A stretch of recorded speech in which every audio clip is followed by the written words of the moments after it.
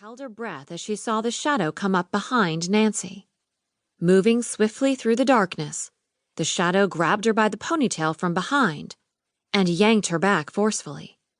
Nancy let out a scream that made Mrs. Berkeley's heart jump as her legs shot out underneath her, and she landed on the pavement before she was dragged, kicking and screaming, back inside the house. Seeing this, Mrs. Berkeley let go of the drape and took a step away from the window. Sweat sprang to her upper lip, which she had recently had Botoxed. A tic grew evident near her eye as she stared at the window, heart beating fast in her chest. Then she shook her head. "It's none of our business, Daisy dear. It really isn't." She turned to walk away while she could hear Nancy screaming, "Stop it! Stop!" That's when she decided to have that brandy after all, even though she was trying to cut down on the late-night alcohol.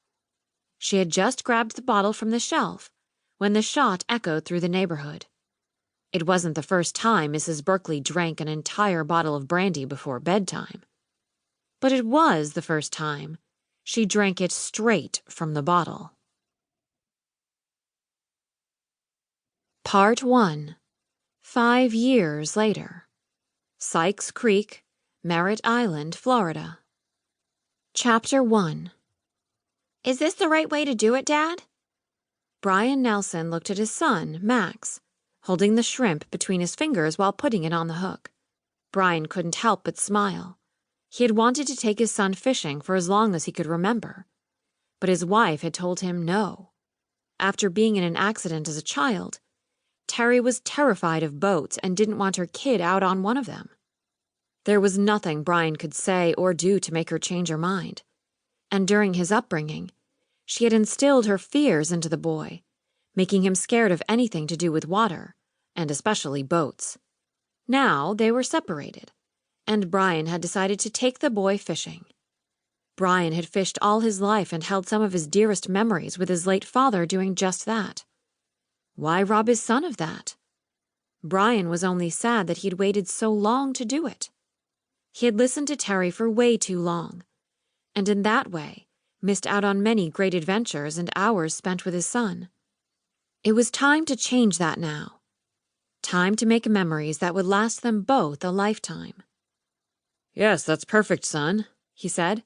"Now watch me as I cast first, and I'll help you cast yours too, okay?" The boy gleamed up at his father, then nodded. Brian cast his line, and it plopped in the water far away. "Whoa!" the boy exclaimed when seeing how far his dad had thrown the line. His big eyes stared up at him, and Brian felt like a superhero. It wasn't a feeling he'd experienced a lot in his time as a father. Terry had always told him he was worthless, and that he could do nothing right.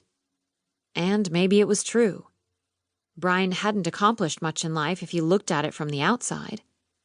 He still worked in the same boat shop he had as a teenager when it was just a part-time job. But that was only because he really enjoyed it. He liked helping people finding the right boat for them, and he absolutely loved being out on the water himself.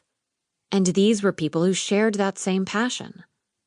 His passion for boating and fishing made him the best salesman the store had, and the owner, Old Hubbard, had told him if he kept this up, he might let him take over the store once he decided to retire.